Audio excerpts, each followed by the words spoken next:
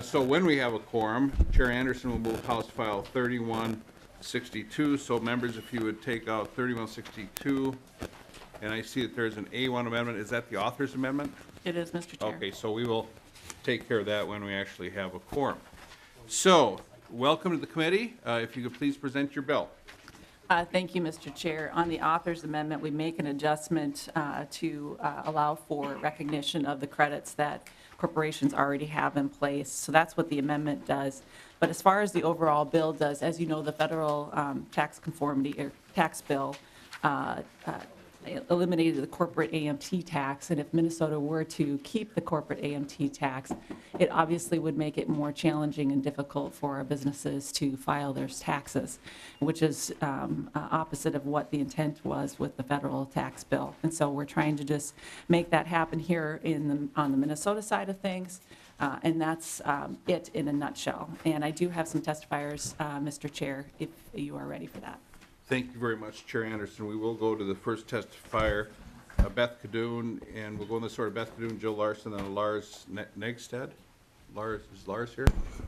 Is there anyone else wish to testify on behalf of the bill, other than the two I mentioned, or with concerns?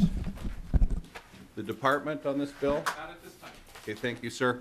Okay, please state your name and who you represent for the record, please. Thank you, Mr. Chair. My name is Beth Cadoon. I represent the Minnesota Chamber of Commerce. I want to thank the chair as well as Chair Anderson for hearing this bill today. We do think it's important when we're looking at your tax bill for this year, dealing especially with the federal tax conformity issue, to get all the issues impacted by federal tax conformity on the table. This is one when you looked at the revenue estimate from the Department of Revenue the other day. Corporate AMT repeal was not included in that estimate. So we certainly wanted to get this bill on the table so you could see what another item is that's impacted by the federal tax bill. As was mentioned by Chair Anderson, this bill, the federal tax bill did repeal corporate AMT at the federal level, and we think it's important to repeal it at the state level as well. So we're in strong support of this bill. We would mention, the corporate AMT does greatly increase the complexity of the tax system, and we think this will be even more apparent if we continue Minnesota's when the federal no longer has theirs. The corporate AMT at the state level is based on a lot of the federal definitions. It uses the federal form to calculate Minnesota's tax. If we no longer have that, it obviously is going to make it much more complicated not only for the Minnesota taxpayer, but also for the federal department, or for the state Department of Revenue to have to audit this provision as well. There was a study that was done by, it was Joel Slimrod and Marshall Blumenthal a few years ago, found that compliance costs for those that had to file the corporate AMT were between 18 and 26% higher. So we're talking, it does make it very complicated to continue this credit. Only 8 other states currently have a corporate AMT calculation. I'm assuming those other states are going to look at if they continue their AMT credit as well. So all of these point to really the violation of our rules for good tax policy. If you have a corporate AMT, that the tax be easy to administer, efficient, and transparent. The corporate AMT has none of these, so we would urge its repeal. We also know the bill also includes the repeal of the minimum tax. I think that was more put in to show that, the corporations also pay the regular corporate tax. They pay a minimum tax, plus they pay this corporate AMT. The minimum tax, we're really focused our arguments on the corporate AMT repeal. If you'd ever look at that minimum fee, we would also urge, if you ever look to repeal that, we certainly want it repealed for all businesses, not just C Corps, as this bill is currently written. Thank you. Thank you, Ms. Cadoon. We do have a quorum. I'll officially call the meeting of the House Tax Committee to order. We are going to take a bit of a diversion from our normal committee process, and I believe Representative Schultz is excused here for a few days here. So Chair Marquardt moves the minutes of Thursday, March 1st. Any additions or corrections? Hearing none, all in favor say aye. Aye. Opposed? Motion prevails. And, I didn't consult Representative Schultz about this, but sometimes it's easier to ask for forgiveness than permission. So with that, we will go to House File 3162. Chair Anderson moves House File 3162. Chair Anderson moves the H3162A1 amendment. Any discussion? This is an author's amendment. All in favor, say aye. Aye. Opposed? Motion prevails. We now have the bill as amended before us. To your next witness, Chair Anderson. And Mr. Chair, if I can just interrupt briefly too, just so everybody knows, this idea came from Senator Ann Rest, who has worked on tax policy for quite some time, and I neglected to mention that in my introduction. So just wanted to get that out there as well. Thank you very much. Please state your name and you represent for the record, please.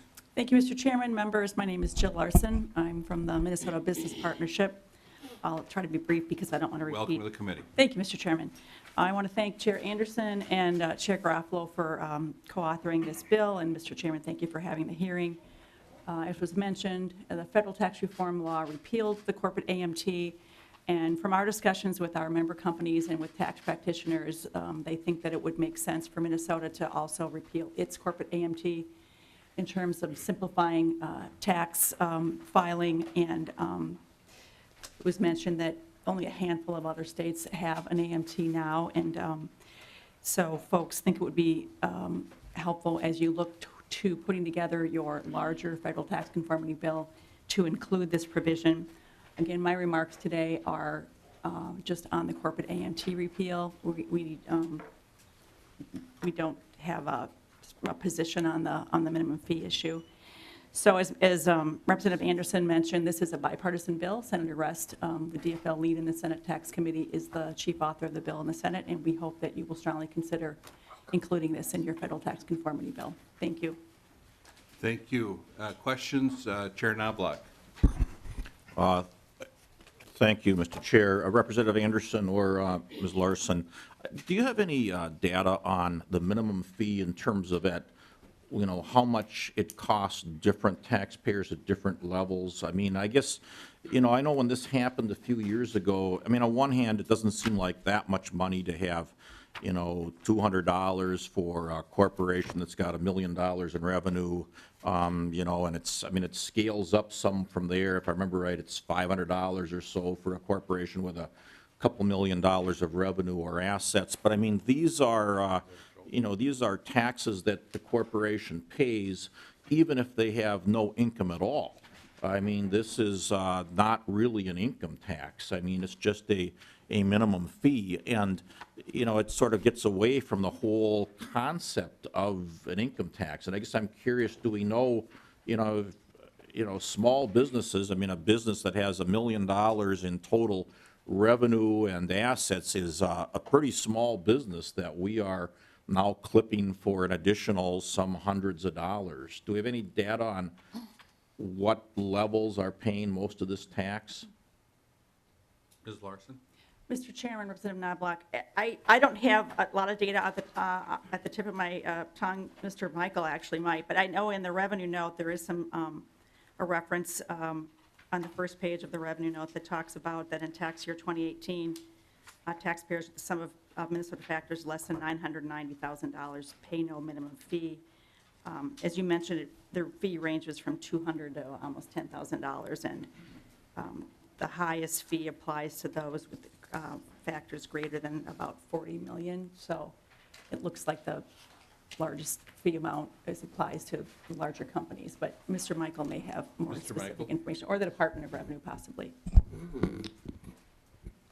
Mr. Chairman, Representative Knobloch, I do not have with me, we'd have to request it from Revenue, how much fee is paid in each of those various categories by business size.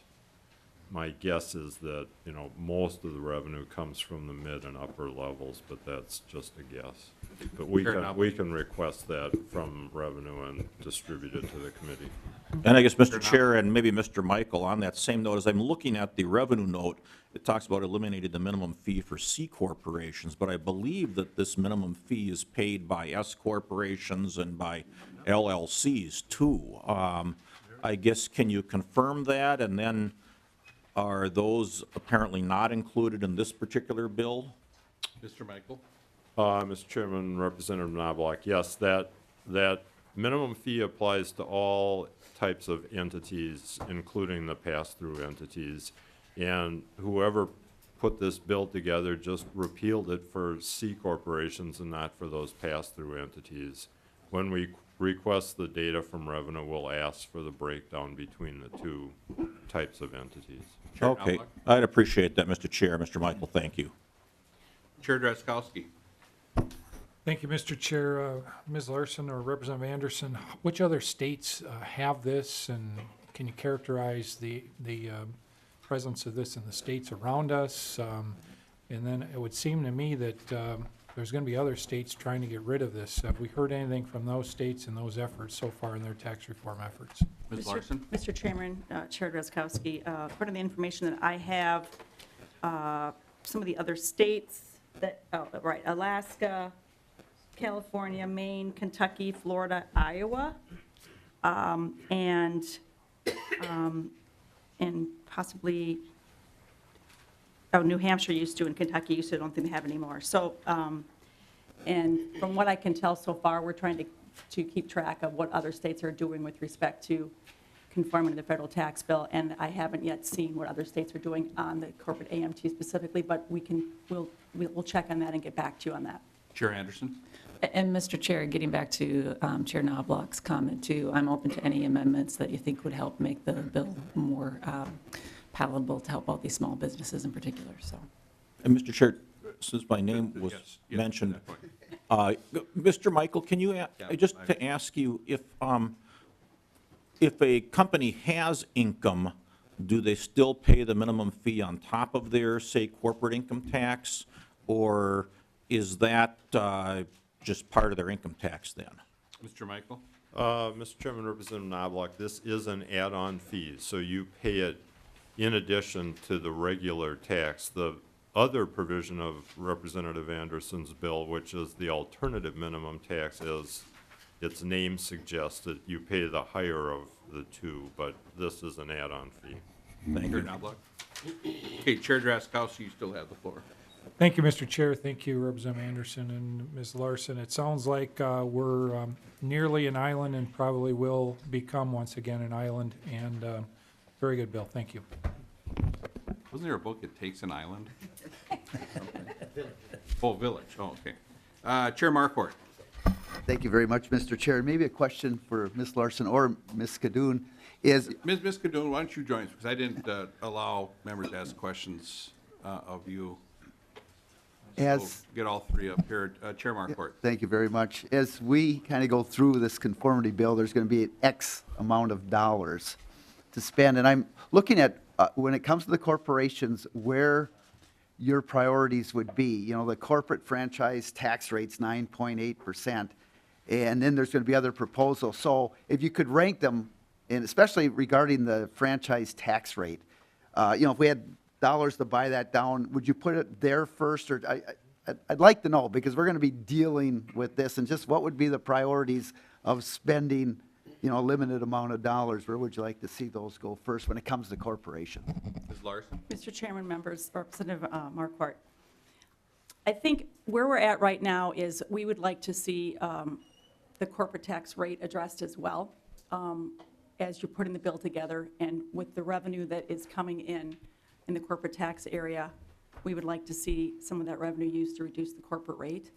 I would, and in addition to that, the repealing the AMT is also on our list. And, you know, as we see these numbers coming in and the bills getting put together, we're going to have to go back and ask our members to prioritize those because we understand that that's the way this place works. So I think at this point, reducing the rate is important.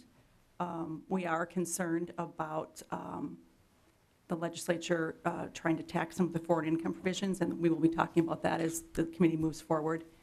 But there are other provisions that we agree that the committee should conform to, and that revenue that's raised from conforming to those provisions, we believe should be plowed back into reducing business taxes, and reducing the corporate rate is one of our priorities. We do have the third highest rate in the country, and although we are a single sales factor state, which is helpful to Minnesota headquartered businesses, the fact is that many other states are also becoming single sales factor states, so that leverage is reduced a bit, and somebody's paying that 9.8% rate, because when we score it, we see that there's a revenue loss to it. And so I think other states we know are already looking to reduce their corporate rates when they respond to federal conformity, and so I think state corporate income tax rates will become even more relevant, given the fact that the federal rate was reduced. Comparatively speaking, state corporate rates will become more relevant from a competitive perspective than they are even now. So that's why the rate is a priority for us. Thank Ms. you. Cadoon, the chamber's priorities Mr. Chair. on thank this issue? Yep. Thank you, Representative Marquardt and Chair Davids. Yeah, we'd have the same opinion as was mentioned by Jill Larson. We do have a lot of the same membership as well, and that's what we've been hearing from our membership, is that there really needs to be a priority on looking to see how we can make our tax system more competitive, and that really does get at the rates. As was mentioned, we do have the third highest rate in the nation at 9.8%. We know that other states, such as Iowa, who actually has a higher tax rate, though there's some offsetting features to that, they're looking to reduce their tax rate as well. I would mention as well, just to put this in context, that the C corporations are much more than just the biggest companies, and I think that's what's maybe kind of a falsehood that's out there. There's about 35,000 C corporation filers, the last data that I have, and many of those are smaller businesses. I think if I remember, I don't have the stat here, but I think about 77% of those have gross receipts of $1 million or less. So that's that 9.8% rate that was mentioned. Those are not companies that are necessarily selling outside the state that can take advantage of the current single sales factor, which we do think is an important component of our tax system. But they are paying that high marginal tax rate. That is our billboard rate as well. And I think when you look to encourage investment, entrepreneurship, and growth in the state, it's that high billboard rate that we need to get at. We also do want to clean up other provisions, such as the corporate AMT, and so that's why that's important to also get into the mix. Thank you. Chair Markford. Well, thank you, Mr. Chair. No, that's very helpful, because we're going to have limited options here, and I want to make sure to hear from you to what you think as far as competitiveness and that would lead to economic growth, kind of what those factors would be. So where we're spending these dollars are going in to the areas that can do the most good. So I do appreciate those comments. Thank you, Mr. Chair. Thank you, Chair Markford. Representative Hertaus. Thank you, Mr. Chair, and I just wanted to echo some of the comments of Chair Knobloch. This AMT really oftentimes is not an income tax, and 80% of our businesses are small businesses, pass-through entities, LLCs and sub-S. And I've been no stranger to AMT, but in those circumstances when your company had a loss or made very little income, oftentimes the AMT just adds insult to injury in that you made no money, but you still have to write out a check. And it's not an income tax in that circumstance because you didn't have any income. And so if AMT doesn't go away entirely, I would hope that we could at least offer something that would fix that conundrum to require that at least you have to have enough income to pay the AMT rather than to write a check out of your treasury. Often businesses operate at a loss for the first few years to get started and build a book of business and become competitive in their marketplace. And this just makes it more difficult to create jobs when you're taxing people out of business. Thank you, Mr. Chair. Hertaus. Vice Chair McDonald. Thank you, Mr. Chair. As Will Rogers said, the difference between death and taxes is that death doesn't get worse every time Congress meets. So it's some food for thought. Question, if someone in the room knows, maybe Ms. Cadoon or Mr. Michael, if we lowered our highest rate from 9.8 to 6.8, what revenue would the state, what less revenue would come in comparison to the conformity, which is going to be 18, 19, $500 million more to the state, and then 2021 will be well over $1 billion. So I'm wondering the offset, what revenue would be lost if we could lower that rate and keep that money in the hands of our businesses in the state. Ms. Templin, you got that off the top of your head? Third less. I think that they're going to need some time on this one. Or do you, I can give just a Ms. Cadoon? rough estimate. There was a kind of a cheat sheet that was done by the Department of Revenue that showed if you did a 0.5% reduction in the corporate rate, so I'll do a 1% rate. For the biennium, that would be about a $200 million reduction in general fund revenues.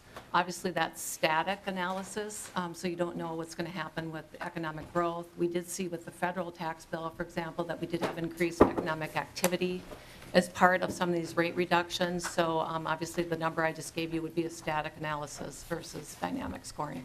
I have a note here that it's per 0.5% rate decrease, it's $53 million. So to your question, it'd be about $318 million. Vice Chair McDonald? Thank you, Mr. Chair. Yeah, so we really have an opportunity to lower that rate and become competitive with the rest of the nation and really make Minnesota a leader for corporations and businesses to stay. The fruit is ripening for picking, and I certainly hope, I know that this committee will see that bill, I'm sure, and we just hope we can get it passed in the state. It's a great opportunity, none like we'll have in years to come. Ms. Kadoun? Mr. Chair, I was just going to point out, your rate reduction was much more robust, which I appreciate. If you just did a 1% rate reduction in the corporate rate, just to show where we might stand competitively, that would bring our rate down to 8.8%. We would then move from third highest in the nation to eighth highest in the nation. We would then be below California, whose rate's at 8.84%, as well as below New Jersey, some other high-tax states. So we think that would be a good, strong move to make. Vice Chair McDonald? Well, like my coffee, I like things robust, so we'll go to, I'd like a bigger cut. Thank you, Ms. Kadoun. Representative Metza? Thank you, Mr. Chair. And kind of along those same lines of questions, what are the projected jobs that this will enable employers to create? Ms. Kadoun? Mr. Chair, so currently the bill that's in front of you is the repeal of the corporate AMT. I have not seen analysis regarding the number of jobs. Regarding repealing the corporate AMT, it's really about more the complexity of the system, the real problems of still having a corporate AMT when it's no longer, we have it at the federal level.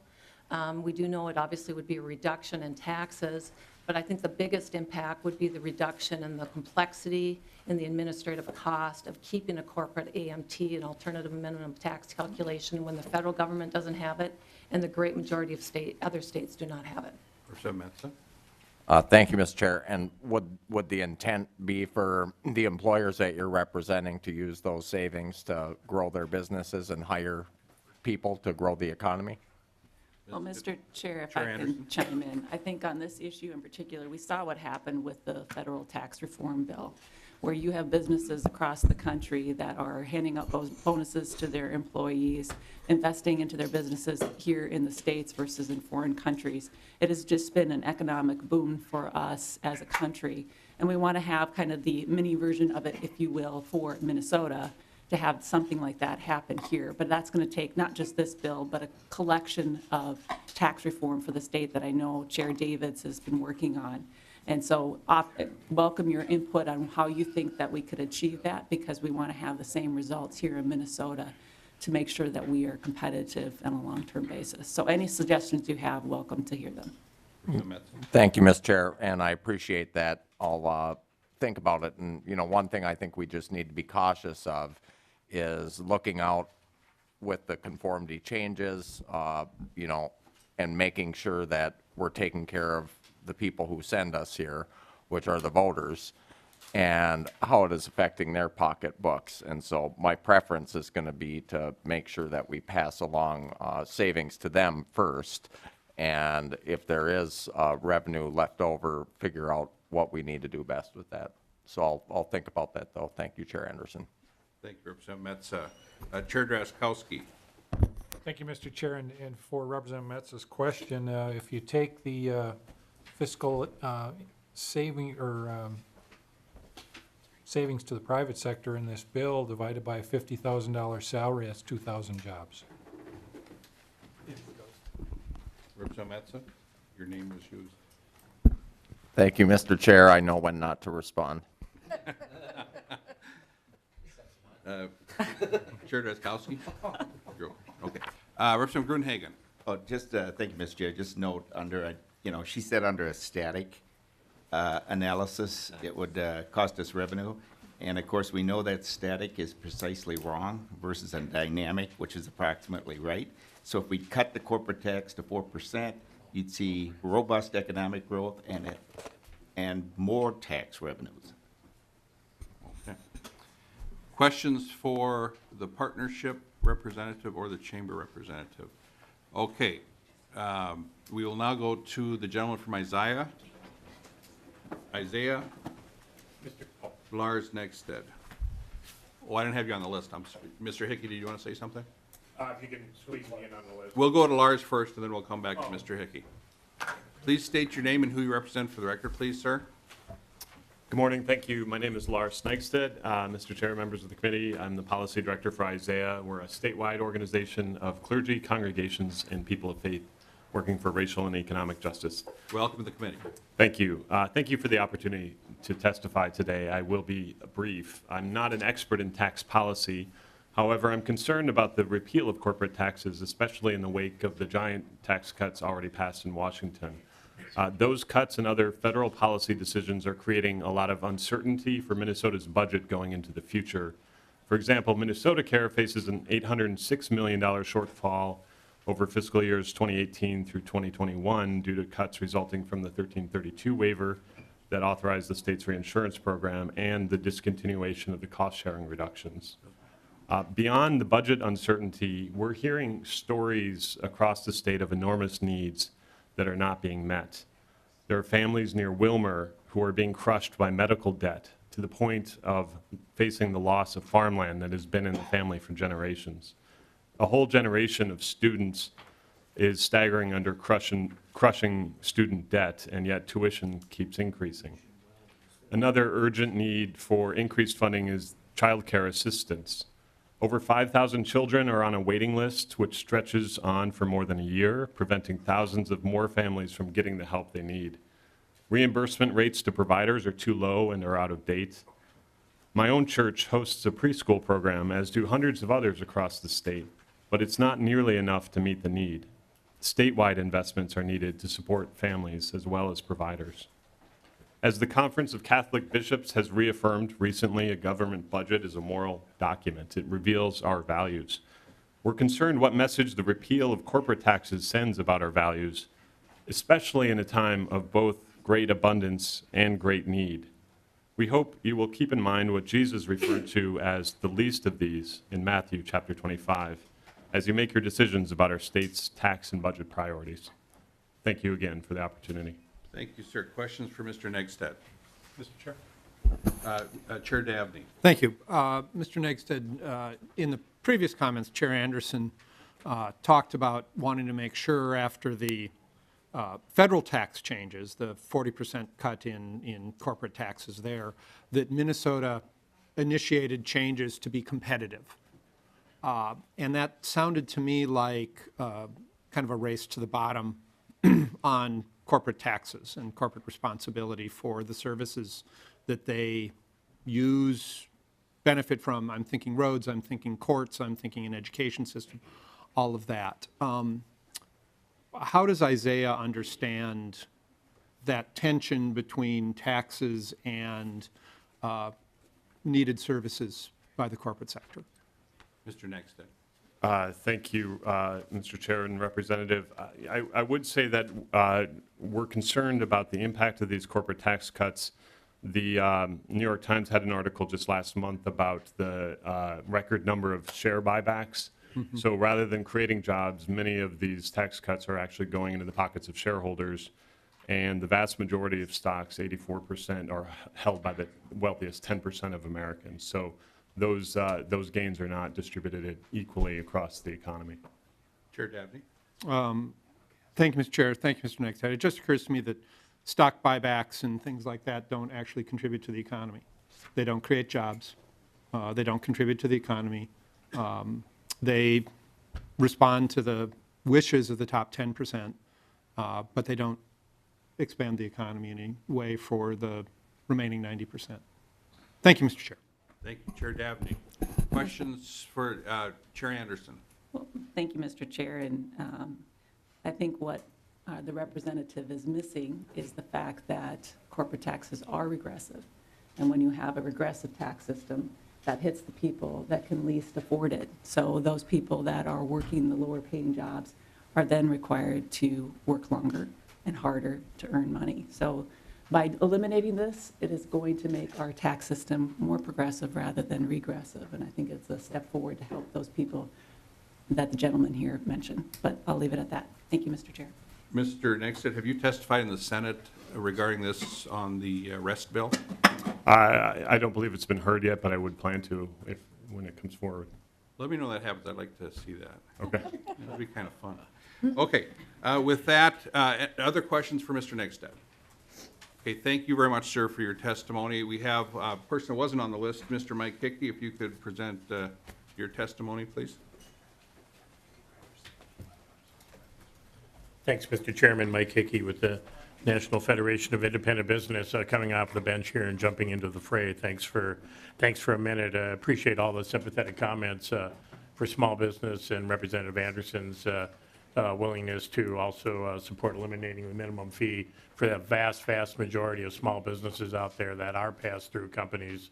Governor Plenty used to say 90%, Representative Hurdas.